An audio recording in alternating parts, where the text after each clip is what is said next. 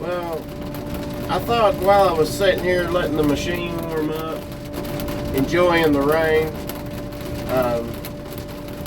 I would talk about, just for a minute, I'm going to do a review of this SSBC 72.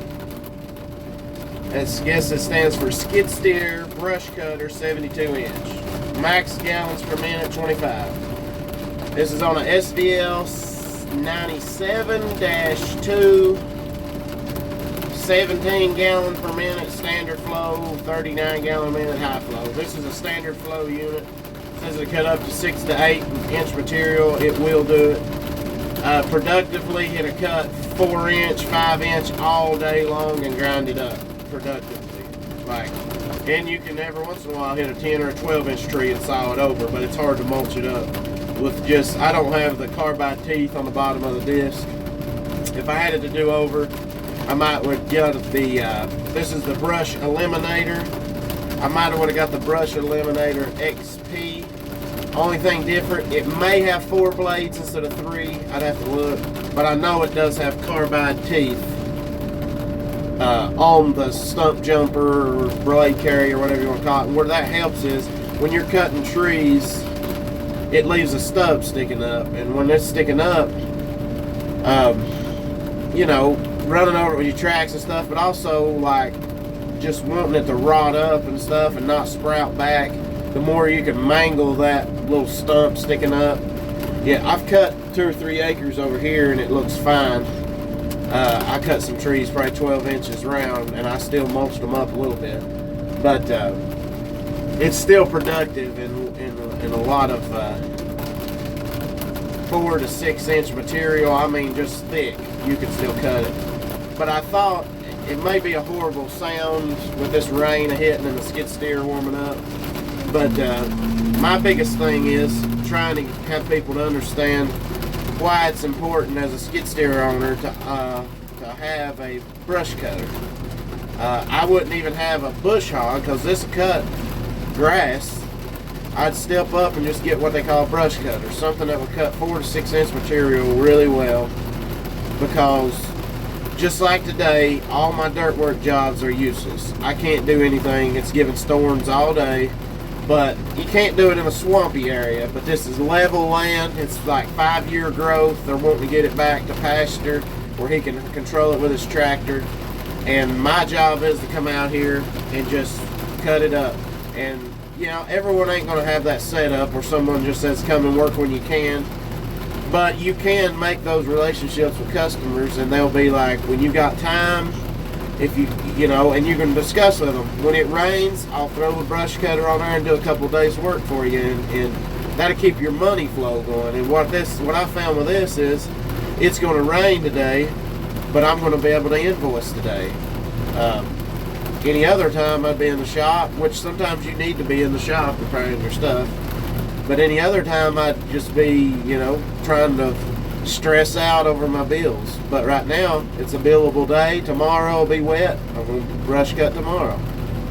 It's very important to, when you own a skid steer, to diversify. You may not like brush cutting. I don't much like it at times because it's a lot of just monotonous sitting there. But now, I've got a good machine, radio,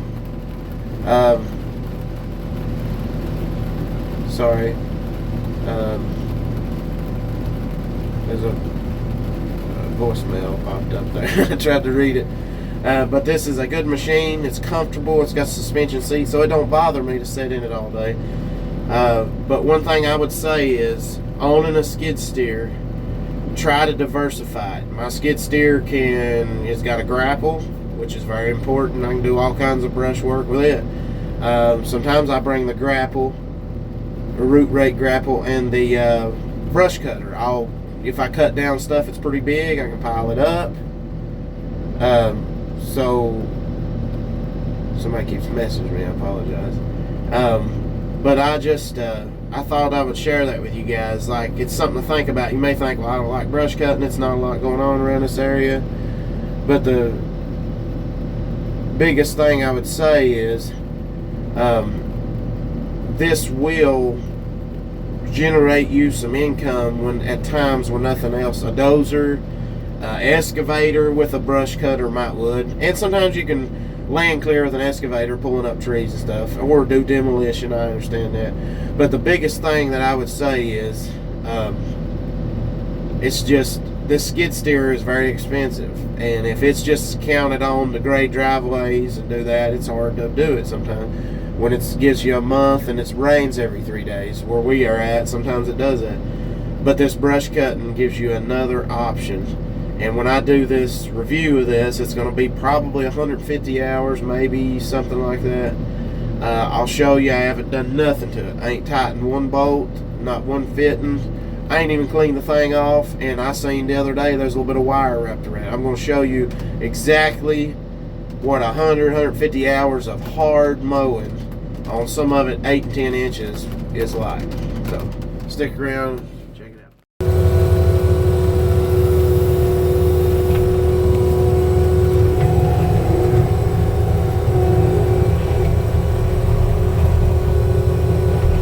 Nothing like a good rainy day bush hogging job.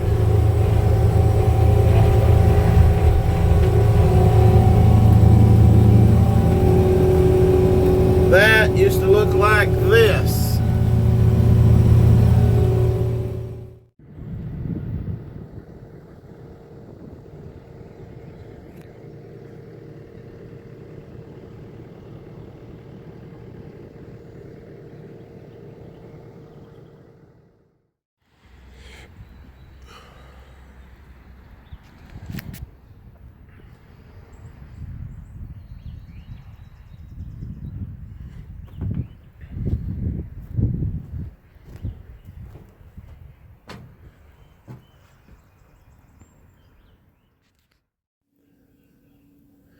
Hey guys, looks like we've got a bush hog review on tap for you today. Been putting this guy through its paces. Really happy with it. It's a Rut Manufacturing 72-inch brush eliminator. Operates standard flow, 16 to 20 gallons a minute or something. I've got it outfitted on a SVL 97 Kubota, and does really well with it. It's made really good, balanced really good for this machine. If you use it, I had a SVL 75, and if you use it on a 75, I feel like it's just a tad, just a little small. Like when you're going over humps and bumps, kind of it wants to throw you around in the machine. So I've really put this one to the test. I've got some video. I've been like trying to video this stuff sometimes is difficult. Anybody that films YouTube videos can tell you. If you don't, you get caught up in these jobs, and if you don't got your batteries with you or anything kind of goes wrong, I do this for a living, so it's hard to just drive all the way back to the house to get your batteries, or my son has misplaced one of my little SD cards or whatever, so you go to looking for this stuff and you get caught up in your work, so you videos suffer some from it. But this video is basically what I think of this Rut Manufacturing bush hog. And for the money, you can't quote me on this because everything's like doubled nowadays, but I am thinking I gave around something like $5,800. It was less than, it might have been around $6,000. It's been a while. What I did is I bought the small one for the excavator and this one for the skid steer. And I bought them both together, so something like 70-some hundred for both of them, maybe something like that, 8,100. But just say it's a $5,500 bush hog when I bought it, and it's got the bigger blades. It has never failed to impress me on how it's set up. But we're going to go through we're going to go through what's kind of going on with it, with probably, if I had to guess, I mean, it doesn't have an hour meter on it. Going off of the jobs I've done, I've bush hogged about 100 hours of commercial, really grown up, 2 to 4 inch trees all day long. Some of them up to 12 inches, like softer trees and little pines and stuff. It cuts them pretty easy. But all that stuff went really well. So I've worked it hard. When I was bush hogging on that farm, I found a hay tether or whatever. It stirs the hay. It was an old one, and it was sitting right in the bushes, and I ran right into it and chopped it. And it never, I mean, it chips the blades a little when you hit something massive like that, but it about chopped it up before this thing slowed down. So when you get it spooled up, this blade carrier with the blades is somewhere around 250 plus pounds, maybe more. I'm going to say 300 because them blades are probably 15 pound a piece. And then that's a thick wheel on it. But I want to take you around it and let you see what it looks like. I have literally touched nothing on it. Literally nothing for at least 100 plus hours. I have not even, all I would do is raise it up on the skid steer and like make sure the big nuts holding the blades on were like where it wasn't slinging the blade carriers and the blade off. But as far as like doing anything, washing it, cleaning it, this is what it looks like after doing some major work. And I'll have a few clips that I'll throw in. So kind of stick around throughout the video, and I'll throw in little clips. Some of them, it was pouring the rain. I would just cut maybe a 10-inch tree. You can kind of see that it's pretty big, but I didn't get out with no tape measure or nothing. But and one of the deals that I like about having a bush hog, and I was going to stress about, is this thing. It was pouring the rain the other day, equipment sitting everywhere, there's nothing to do. I was out bush hogging. You have to have the right terrain. You know, you can't be in a swamp or on a really bad hillside, but I was clearing, farmland for a guy. So he just lets me free to do. You find those jobs where people kind of let you work to suit yourself because it's so much and they don't want to pay all at once and stuff. So you're looking at finding some of those jobs, you get lucky, and the customer's just kind of like, if you can come work 2 and 3 days whenever you can, send me an invoice. So when it rains or I know it's giving some rain or something, I can try to get out there. But let's see what this thing looks like. Well, here she is. You can see what a massive blade carrier that is. Let's get a tape measure and do some measuring.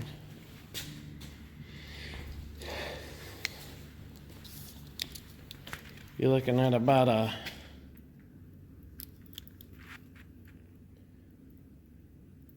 I guess they consider it a 3/4 inch blade carrier, 1/2 inch by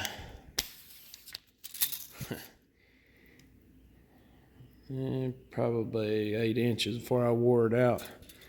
But this thing is, I mean, it's every bit of probably 250 pounds or something with these blades, but these big nuts hold it on, and these blades will collapse when they hit something pretty rough. But here's the hole that you can stick your socket down through and take that nut off right there. But one thing I've noticed, I need to clean it out a little bit, but see that thing on the side right here? That's somehow what they call a wire cutter or protector, however you want to call it. That with any kind of wire, I've never stopped. I mean, I'm sure it's had some wire around it because I've had to clean it out a little, but I've never stopped and had to take and like get wire out from the round it hit like it just, when it tries to wrap around it, that little thing cuts somehow. It's got replaceable wire shoes. I ain't even started to wire them yet at 100 hours. It's got this is where, as these blades come around, that's where your material gets smacked around in there. And they've got extra reinforcement there. Extra reinforcement on this side. The back is kind of tapered, so it knocks material down. Nothing really throws back in your face. If you look around the machine, or the implement, I mean, just strong steel and reinforcement. I mean, for the price, I don't see where they've cut anything short. Comes with the hoses ready to hook up. I mean, I literally have done nothing to this thing except use it, and I put her to the test. I mean, this is the only thing I've noticed is this rattle just loose a little bit, and that's just a little tightened. I got it in a shop. I'm gonna take and check it out, look everything over, make sure nothing's loose or falling off of it. I got a few negatives about it. Nothing bad. I'm not trying to badmouth anything, because I really like this machine. This is what it is. That's what you got right there. Really nice machine. But a couple of little tweaks that I'm going to make on it, and maybe as you get the bigger ones, I think some of this is already done. I'm going to set it down here, and then I'll show you what I'm talking about. All right, I'll tell you something else I thought was pretty neat. And they probably used it on their yard, but I've actually used it for myself. It used to say forks here, but right there, forks can slide through, come out the other side here. And you can, like, if you're at the yard and you've got stuff to move around, like I've got a forklift here that I borrow off my neighbor. So if I'm out on a job site and all of a sudden they're like, well, we want to do a little brush hogging, Well, in theory, you'd have to load the skid steer back up or something. And, it just ain't convenient. Well, with those forks, I leave it sitting where that forklift can get to it. I'll run and grab my neighbor's forklift, and I can fork it up onto the trailer. All right, if you want to go over a couple of negative things, one thing I should say, this is the open front kind of, and I've noticed if you're brush cutting, it matters which way like say you're mowing grass. Grass is a little more difficult to mow with bigger blades like that. It mows it fine. It's just you got to be mindful of it. It'll leave a little here and there if you don't know what you're doing. It'll kind of chew it up and wad it up and bog you down. So what I do is I let the material feed over in here, and then it's like it empties it on it. It throws it out on this side. So I don't mow the full width. I kind of leave overlap it. So like right in here is where the material is, and it's chewing it up, and it's got room to spit it out here where it's already been mowed. That helps me. I'm learning stuff as I go, but it seems to mow better that way. Another thing, getting on to the negative things here, this push bar works great. The only issue I have with it is, and I'd like to, have something maybe, I don't know. I know you got to be careful because of the way the trees are. Or the way it's made, like you can't, if you put something out here too far, your blade won't hit it. This will hit before your blade hits. So I get what they're doing. It's just like a bigger tree. This thing will cut some big trees. If you had just, something about 10 inches high or 8 higher, all it is if you cut much of a tall tree, it leans and just wants to lay back on you. It won't hardly push it over. Like as you're pushing forward, the mass of the trees up above, it just wants to lay back. Where if you was just maybe another 8 or 10 inches, and it wouldn't exactly have to keep pushing out. Like this is at an angle that sticks out close to how the blade sticks out past. You can see it there, it sticks out past.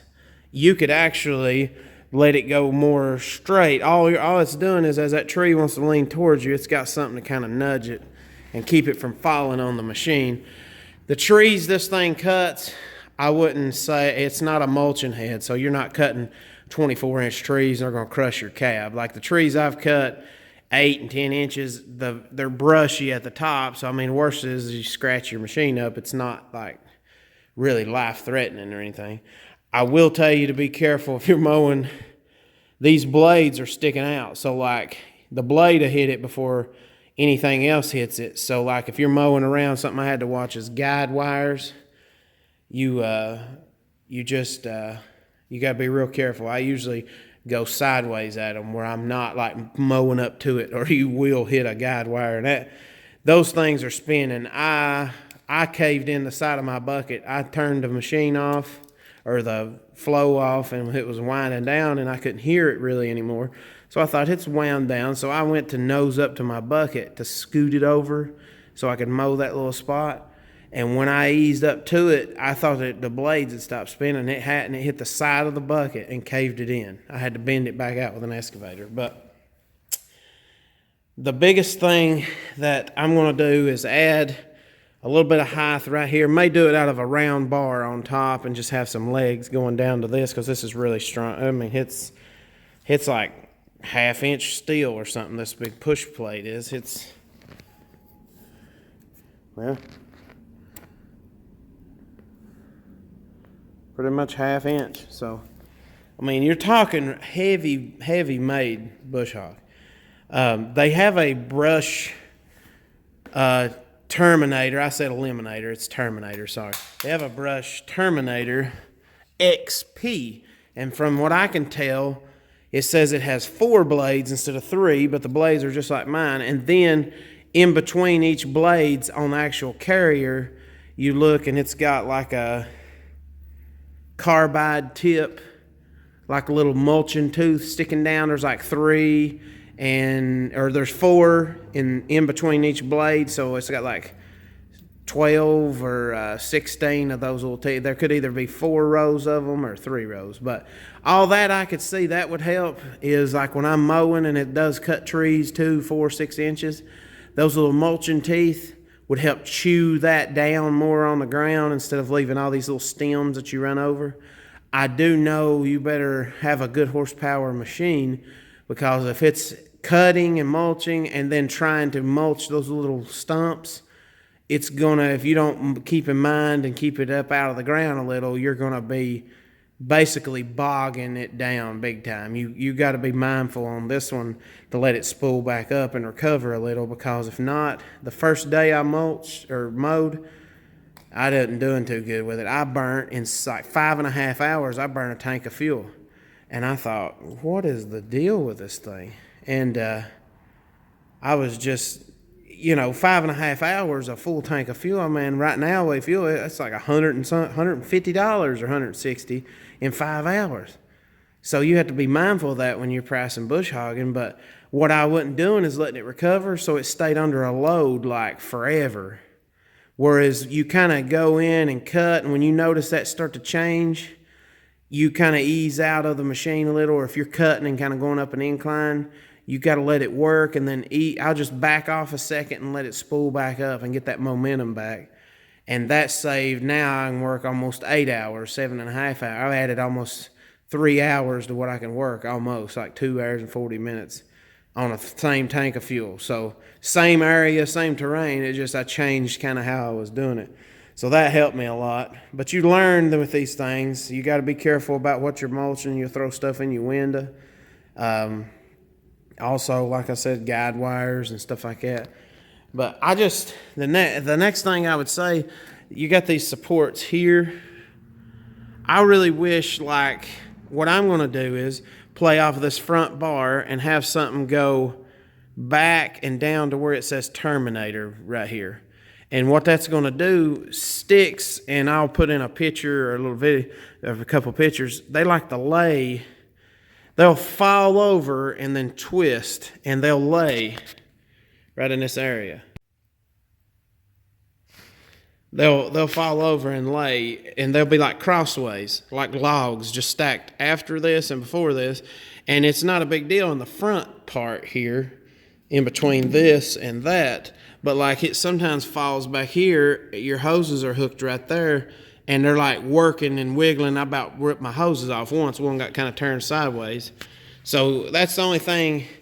I think on the more industrial size ones, this big cover is like from front to back, and they got like more row bars and keeps the brush shed. But this thing cuts so good. If I was them as a company, I would add a little bit of a little bit of a protection there to let them trees shed off, because I mean it cuts some really big material. It's a very good performing bush hog. If anything ever happens with this one, or I wear it out, I'll probably might try the XP, but I'm gonna get the same thing back. Like, I don't really get into it enough to need a big mulching head. I just need to be able to mow 2 to 4 inch trees, and every once in a while 4 to 6, and that will help me a sight. But looking at this, all I would have done maybe as a company is made some kind of cover, or have that cover like that and just have some roll bar, like this a little taller, and have a bar running back. And that bar would be enough when a tree falls and does get a little crooked, it'll just kind of tilt up and it'll just shed off to the side.